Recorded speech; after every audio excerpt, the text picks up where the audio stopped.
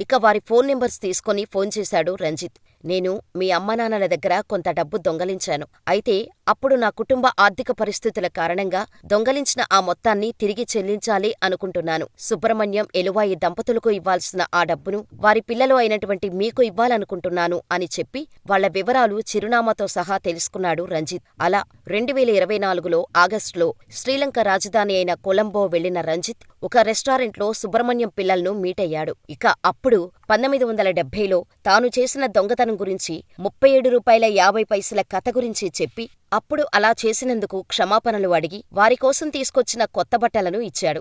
ఆ తర్వాత తాను దొంగలించిన రూ. 37.50 మాత్రమే కాక మురుగయ్య, పాలనియాంది, కృష్ణన్లకు ఒక్కొక్కరికి రూ. 70,000 చొప్పున శ్రీలంక డబ్బును ఇచ్చారు రంజిత్. దాంతో రంజిత్ చేసిన పనికి పాలనియందాతో పాటు కుటుంబ సభ్యులంతా ఆశ్చర్యపోయారు. ఇలాంటి మనుషులు కూడా ఉంటారా అని ఆశ్చర్యం వేసింది. అయినా తిరిగి వచ్చి మా అడ్రస్ కనుక్కొని మా డబ్బులు తిరిగి ఇచ్చారు. మాకు చాలా హ్యాపీగా ఉంది.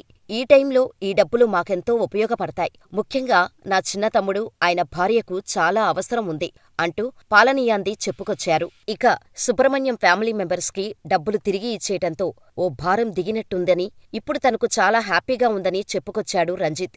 ఈ రోజుల్లో నిన్న చేసిన సాయాన్ని ఈరోజు మర్చిపోతారు చాలామంది. కానీ 50 ఏళ్ల క్రితం ఫ్యామిలీ ప్రాబ్లమ్స్ వల్ల తాను చేసిన దొంగతనాన్ని గుర్తుపెట్టుకొని వడ్డీతో సహా తిరిగి ఇవ్వటమంటే సామాన్యమైన విషయం కాదు. దానికి కారణం బైబిల్ కావచ్చు. ఒకవేళ బైబిల్లో ఆ వాక్యం చదవకపోయి ఉంటే రంజిత్కి ఆ ఆలోచన ఎప్పటికీ వచ్చి ఉండేది కాదేమో. కాని వాస్తవానికి బైబిల్ ఒక్కటే కాదు, భగవద్గీత, ఖురాన్ వంటి గ్రంథాలు మాత్రమే కాదు, అక్షరాలు ఉండే ఏ పుస్తకమైనా మనకు ఎప్పుడూ మంచి పాఠాలు మాత్రమే నేర్పిస్తుంది.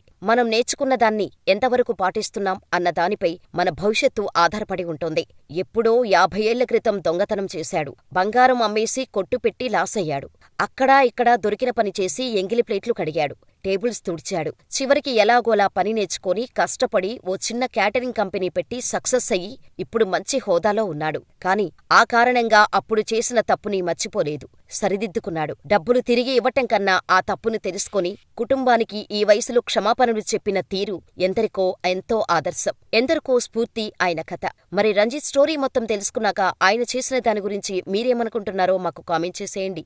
ఇలాంటి మరిన్ని ఇంట్రెస్టింగ్ రియల్ లైఫ్ స్టోరీస్ కోసం మన ఛానల్ని సబ్స్క్రైబ్ చేసుకొని పక్కనే ఉన్న బెల్ ఐకాన్ కొట్టేసి నోటిఫికేషన్ ఆన్లో పెట్టుకోండి.